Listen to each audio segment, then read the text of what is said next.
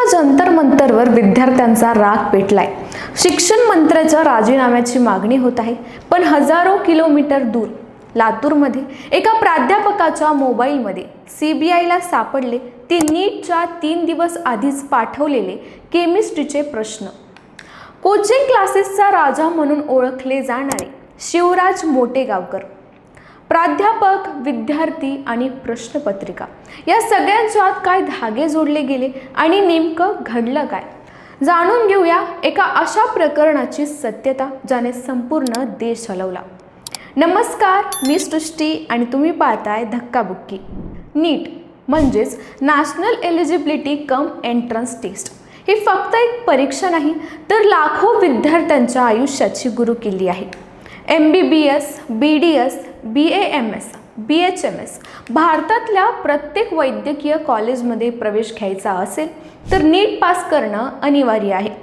720 गुण, 180 प्रश्न आणि फक्त 3 तास, आणि या 3 तासांवर अवलंबून असतं एका विद्यार्थ्याचं संपूर्ण भविष्य। पण 2026 मध्ये या परीक्षेभोवती उभा झाला एक मोठा वाद। पेपर फुटला, विद्यार्थ्यांचा विश्वास डळमळला आणि एका छोट्या शहराने म्हणजेच लातूरने संपूर्ण देशाचं लक्ष वेधून घेतलं। या सगळ्या प्रकरणाची सुरुवात झाली राजस्थानच्या सीकरमधून। तिथल्या एका केमिस्ट्री शिक्षकाने म्हणजे शशिकांत सुथार यांनी नीट पेपरमध्ये गडबड असल्याचं लक्षात आणलं। पेपर फुटल्याचं सर्वात आधी त्यांच्याच लक्षात आलं। त्यांनी पोलीस, CBI, NTA या सगळ्यांकडे धाव घेतली आणि मग तपास सुरू झाला। तपास जसा पुढे गेला तसतसं स्पष्ट होत गेलं की ही एक सुनियोजित योजना होती आणि या योजनेच्या केंद्रस्थानी होतं लातूर आणि लातूरमधलं एक नाव, लातूर पॅटर्नचा जनक म्हणून ओळखले जाणारे शिवराज मोटेगावकर, RCC क्लासेसचे संचालक। शिवराज मोटेगावकर लातूरमधल्या RCC क्लासेसचे मालक। त्यांच्या संस्थेच्या लातूरमध्ये एकूण 9 शाखा आहेत आणि हजारो विद्यार्थी येथे शिकत होते। नीट आणि JEEच्या तयारीसाठी लातूरचं नाव आघाडीवर आणणाऱ्यांपैकी एक। पण 2026 मध्ये हे नाव दुसऱ्याच कारणांसाठी चर्चेत आलं। CBIच्या तपासात उघड झालं, मोटेगावकर यांनी नीट 2026च्या प्रश्नपत्रिका फोडण्यात आणि पसरवण्यात थेट सहभाग घेतला।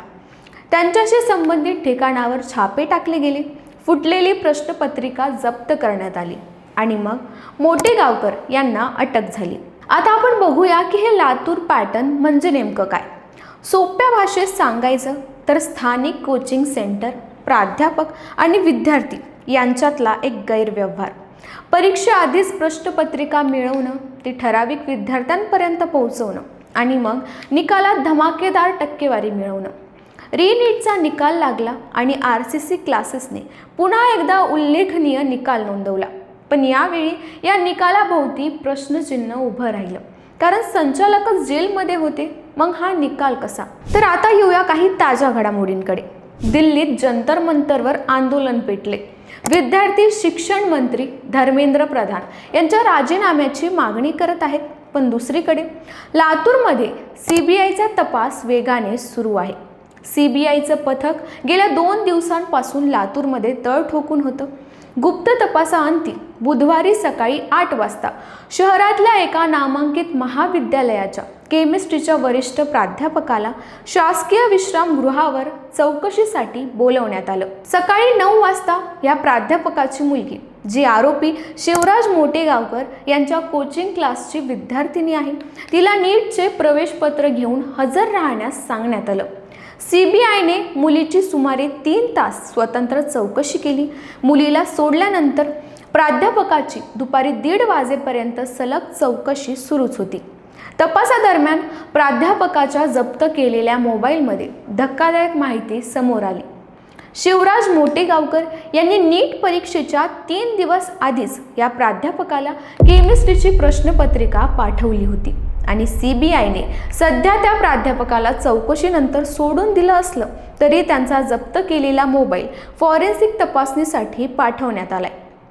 चौकशी दरम्यान CBI अधिकाऱ्यांनी विचारलेल्या प्रश्नांवर प्राध्यापकांनी दिलेली उत्तरं आता तपासली जात आहेत. एका वृत्तपत्राने दिलेल्या वृत्तानुसार CBIने काही प्रश्न केले असल्याचं समोर आलं आहे. त्यात पहिला प्रश्न विचारण्यात आला की मोटेगावकर यांनी तुम्हाला परीक्षेआधीच पेपर का पाठवला होता. त्यावर प्राध्यापकाचं उत्तर होतं की हो, त्यांनी पेपर पाठवला होता, पण मी तो उघडून पाहिलाच नाही. दुसरा प्रश्न, नीटचे हे प्रश्न तुम्ही पुढे कोणाकोणाला पाठवले. त्यावर उत्तर असं होतं, मी ते प्रश्न परीक्षा संपल्यानंतर पाहिले. तिसरा प्रश्न, शिवराज मोटेगावकर आणि तुमच्यात काही आर्थिक देवाणघेवाण झाली आहे का. त्यावर उत्तर असं होतं की नाही, पण माझी मुलगी त्यांच्या क्लासला शिकते, त्याची रोख रक्कम म्हणजेच फीस दिलेली आहे.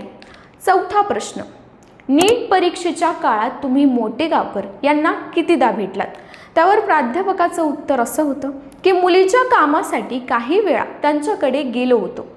आता प्रश्न असा उरतो, जर प्राध्यापकाने पेपर उघडूनही पाहिला नाही तर मग तो मोबाईल का जप्त करण्यात आला. जर फक्त मुलीच्या फीसचा व्यवहार झाला तर मग CBI का इतकी कसून चौकशी करत आहे.